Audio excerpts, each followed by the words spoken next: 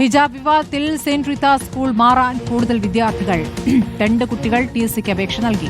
അതേസമയം വിവാദത്തിൽ തട്ടത്തിൽ മറയത്തെ വർഗീയതയെന്ന പേരിൽ സമസ്ത ക്യാമ്പയിൻ നടത്തും.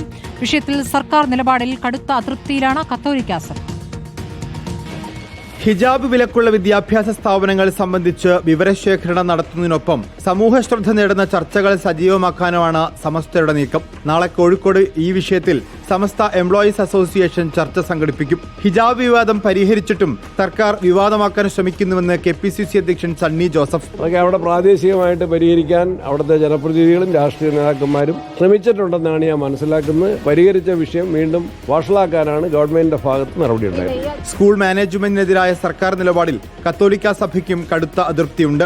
അതേസമയം ഹിജാബ് വിലക്കിൽ കൂടുതൽ കുട്ടികൾ സെന്റ് റീത്താസ് സ്കൂളിനെതിരെ രംഗത്തെത്തി. സ്കൂളിൽ നിന്ന് 2 കുട്ടികൾ കൂടി TCക്കായി അപേക്ഷ നൽകി. 2ലും 3ലും പഠിക്കുന്ന വിദ്യാർത്ഥികളാ പഠനം നിർത്തുന്നത്.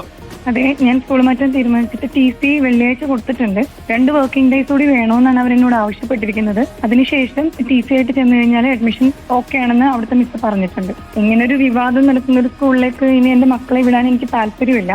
ഹിജാബ് വിലക്കിൽ പഠനം നിർത്തുന്ന കുട്ടിയെ സർക്കാർ സ്കൂളിൽ ചേർക്കണോ എന്നതിൽ ഉടൻ തീരുമാനമെടുക്കുമെന്ന് പിതാവും അറിയിച്ചു. റിപ്പോർട്ടർ, കോഴിക്കോട്.